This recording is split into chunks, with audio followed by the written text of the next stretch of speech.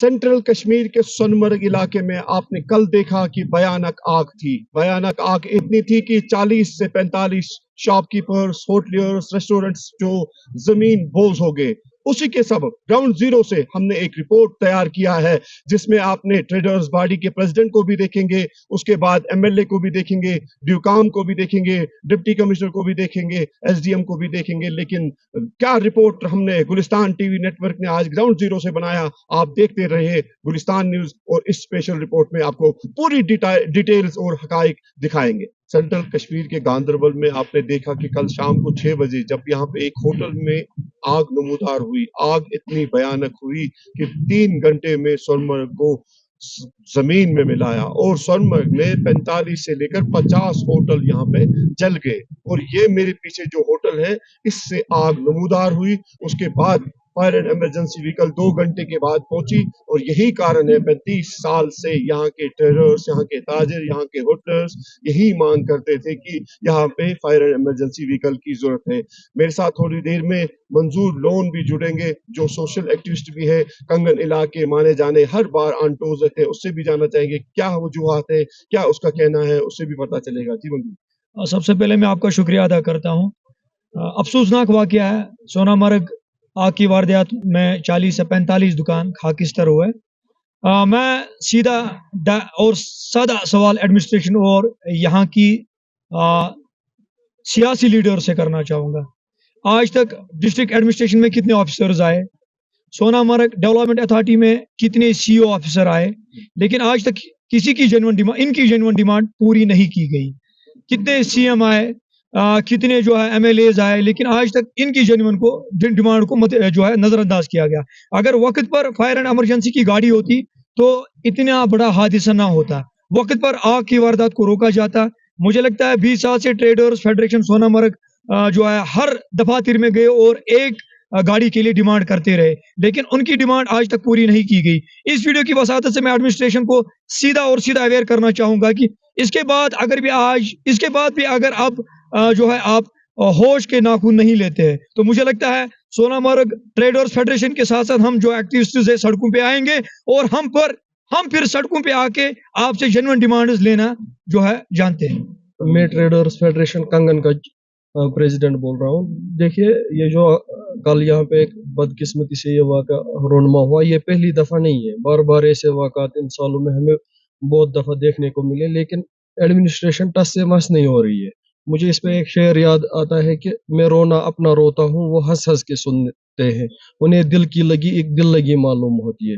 ये तो वही जानेगा ना जिसने जमीन बेच के, जिसने माँ बहनों के जेवरात बेच के, जिसने बैंक से कर्जा उठा के यहाँ पे कारोबार शुरू किया, अपनी रोजी रोटी का सामान किया, लेकिन उसके बावजूद भी गवर्नमेंट उसको प्रोटेक्ट नहीं करती है। देखिए, अब हमें ये सबको पता है कि सोनमर्ग एक फेमस टूरिस्ट डेस्टिनेशन है।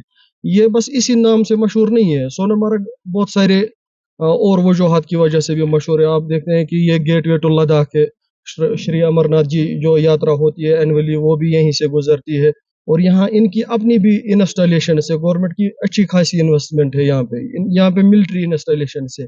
तो इसके लिए इन्हें इंतजाम करना चाहिए, उनको प्रोटेक्ट करने के लिए, उनको सिक्योर करने के लिए, कारोबार को सिक्योर करने के लिए। टूरिज्म जो हमें आज प्रमोशन के लिए बहुत सारे स्कीम्स आते हैं, प्रोग्राम्स आते हैं, लेकिन हमारे कारोबारी को कोई भी स्कीम नहीं है उसको प्रोटेक्ट करने के लिए। तो ये गवर्नमेंट की बेहिसी है, एडमिनिस्ट्रेशन की बेहिसी है। तो फायर सर्विस का यहाँ पे एहतमाम होना चाहिए। जो भी यहाँ पे इसमें एक हक बनता है गवर्नमेंट का, एक अहम रोल बनता है कि वो यहाँ पे एक फायर सर्विस ब्रिगेड का कयाम अंजाम में लाएं, और यहाँ पे फायर सर्विस की दस्तयाबी हो।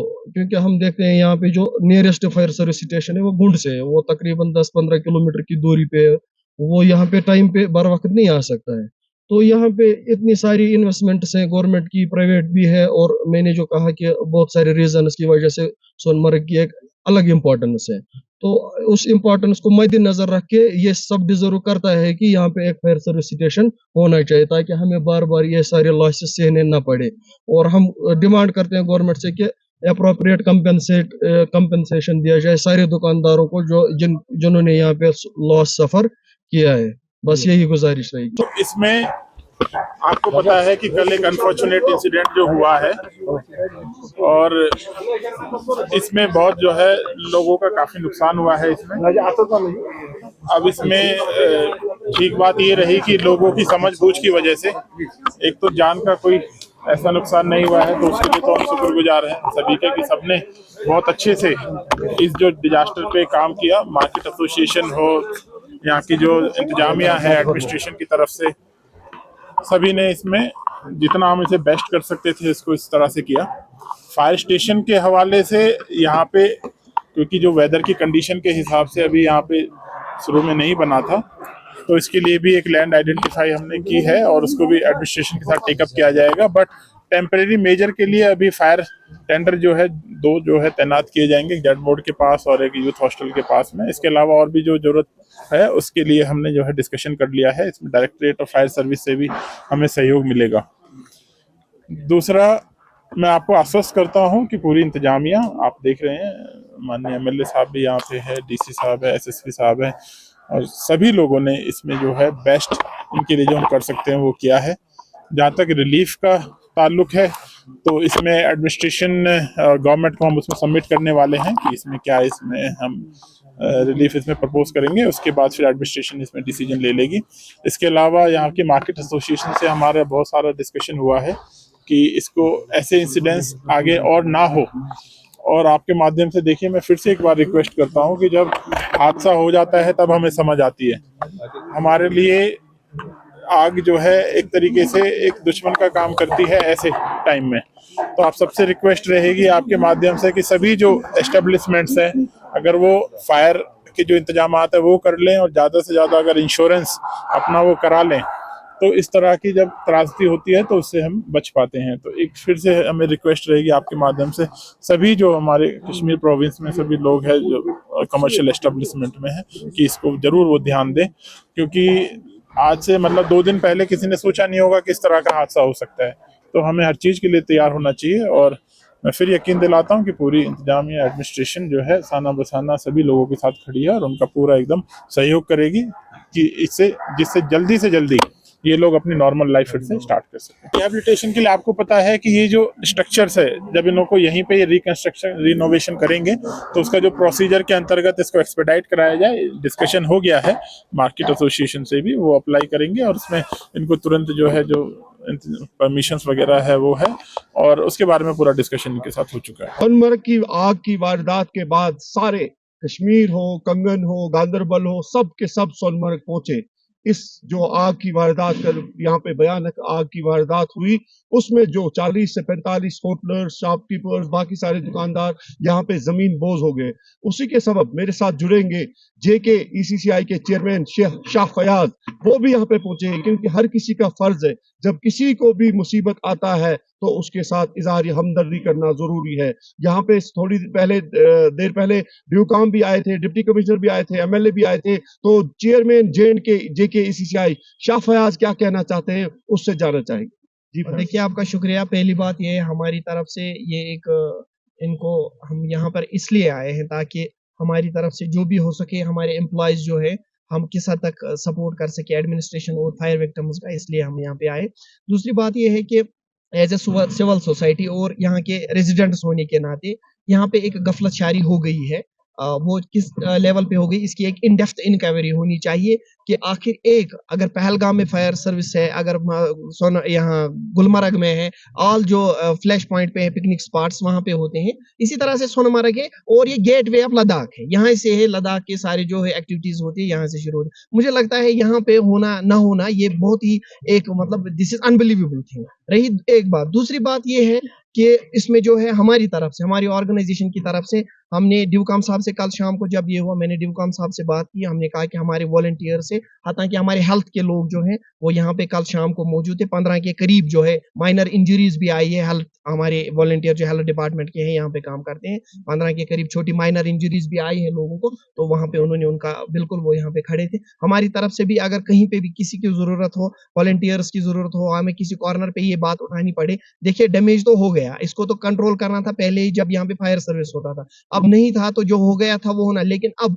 रिहेबिलिटेशन होनी चाहिए। ऐसा नहीं है कि 20 20 लाख किसी का हो तो उसको 1 लाख पे जो है सेटिस्फाई किया जाए, अगर 20 लाख हो उसको कम से कम 17-18 लाख रुपए जो है मुआवजा मिलना चाहिए। और साथ-साथ दूसरी बात ये है कि रिहैबिलिटेशन बड़ी बात है, कल को इनको यहाँ पे ये दिक्कत ना आए क्योंकि यहाँ पे एम्प्लॉयमेंट जनरेशन है, एक होटल में 10 लोग काम करते थे, इसका मतलब वो 10 घरों का रोजगार चलता था। तो बेटर है कि इसको रीजनरेट करने के लिए, रिहैबिलिटेट करने के लिए इनको ऐसी पॉलिसी भी की कि कल को इनको दिक्कत ना आए यहाँ पे, जो जब ये यहाँ पे रिनोवेट करें या जब भी यहाँ पे इसको जो है रिकंस्ट्रक्ट करें, उसको भी ख्याल रखना चाहिए। एज एन ऑर्गेनाइजेशन और एज सिविल सोसाइटी मेंबर्स हम इनके साथ हैं और जहाँ पे भी हमारी चले हम वहाँ पे बात करें। फयाज साहब, अगर अफसरशाही की बात करेंगे, 30 सालों से यहाँ पे तक बोल रहे हैं कि 10 से 12 सीओ चेंज हो गए, 7 डिप्टी कमिश्नर गांधरबल चेंज हो गए, लेकिन आज तक 32 सालों में यहाँ पे फायर एंड इमरजेंसी व्हीकल नहीं पहुंचा। क्या कहना चाहते हो कि एक लूप आप वो नहीं है कि एडमिनिस्ट्रेशन के कम से कम यहाँ पे फायर एंड इमरजेंसी व्हीकल अगर करोड़ों रुपया यहाँ पे खर्च हुए तो उस गाड़ी को यहाँ पे नहीं पहुंचा है?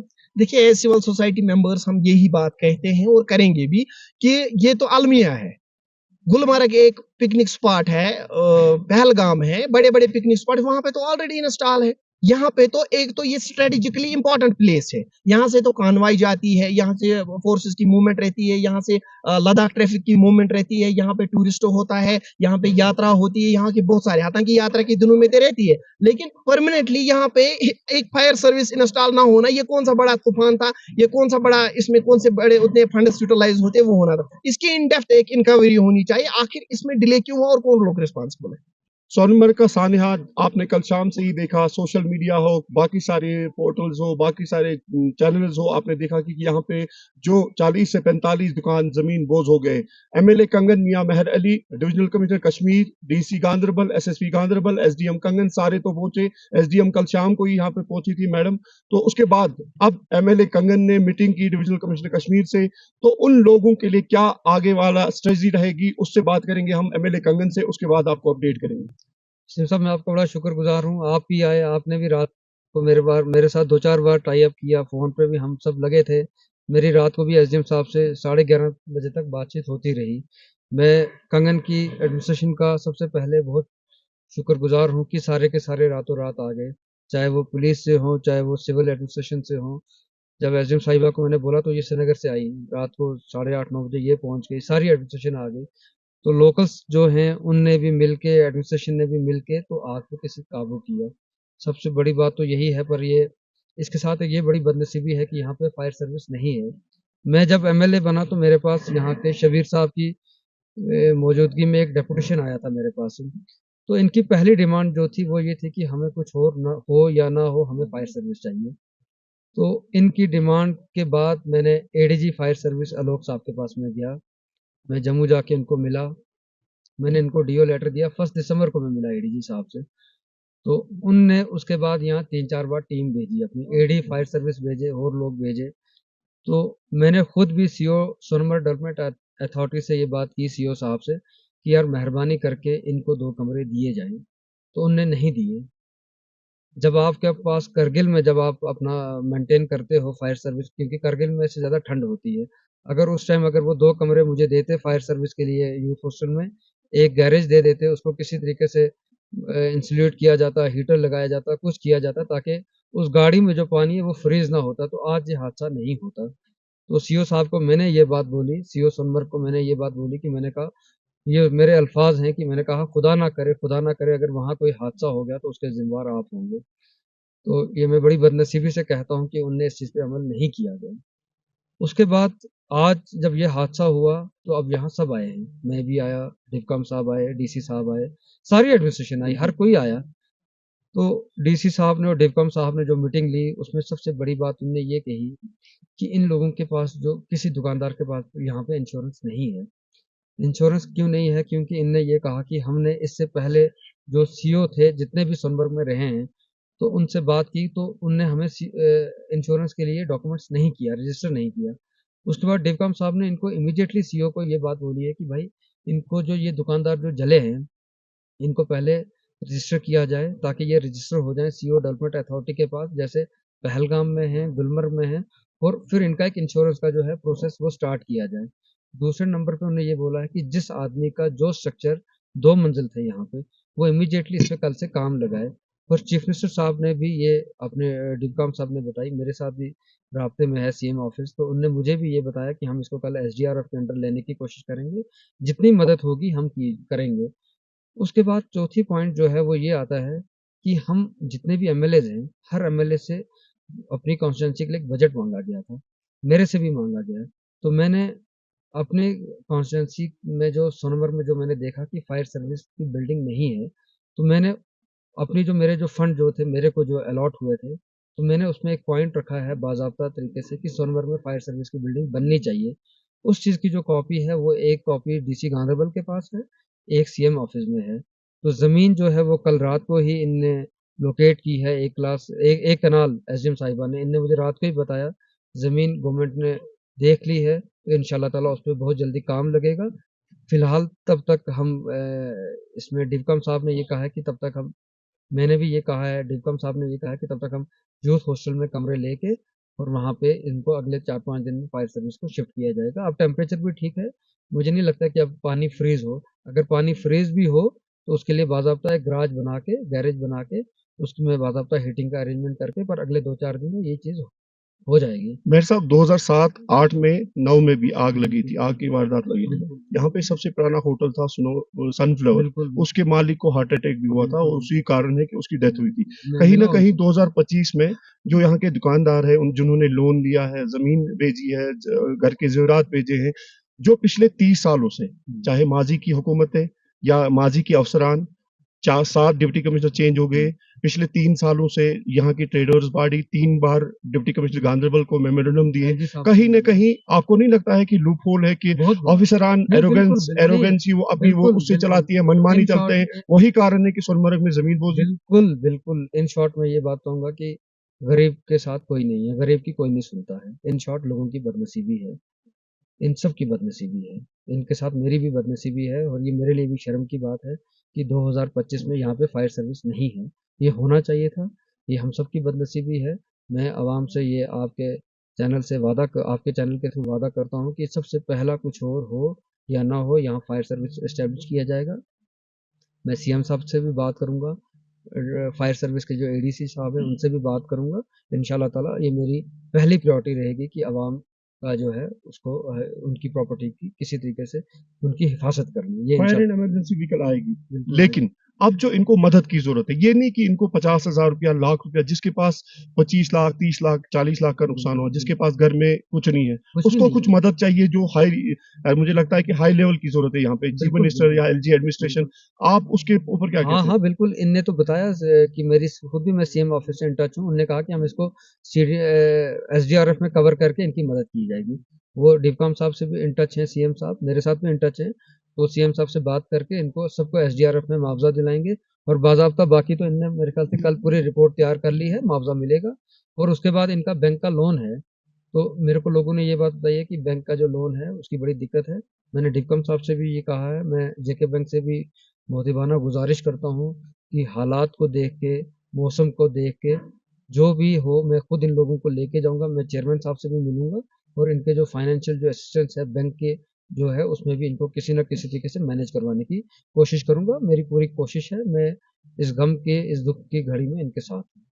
यहाँ पे आपने देखा, मैं ट्रेडर्स प्रेसिडेंट को भी यहाँ पे ये 2-3 बातें पूछूंगा, क्योंकि मरहबा यहाँ पे जो इंसान जिंदगी में अपनी गलती तस्लीम करेगा, एमएलए कंगन वाहिद एमएलए है कि जिसने यहाँ पे बोला कि यहाँ पे फायर एंड इमरजेंसी व्हीकल होनी चाहिए। मैं भी शर्मिंदा हूँ, इसके लिए मैं इसको सलाम पेश करता हूँ, क्योंकि इंसान तो गलतियों का पुतला है, गलती होती है, लेकिन उसके बाद जब एरोगेंट रहोगे तो उसको आपको पता ही क्या कहते हैं। मेरे साथ ट्रेडर्स प्रेसिडेंट है, एमएलए कंगन है, एसडीएम कंगन है और एडीसी गांधरबल है, क्योंकि कल ये चीज रिकॉर्ड में रहना चाहिए। क्योंकि माजी की बात करें, 3-4 चीफ मिनिस्टरों को यहाँ पे मेमोरेंडम दिए गए, 7 डिप्टी कमिश्नर आज तक वो कमिश्नर सेक्रेटरी भी बन गए, लेकिन आज तक सोनमर्ग को जमीन बोझ करने वाले बहुत सारे अफसरान हैं जो इसके कसूरवार है। ट्रेडर्स प्रेसिडेंट क्या कहते हैं, दे लीजिए।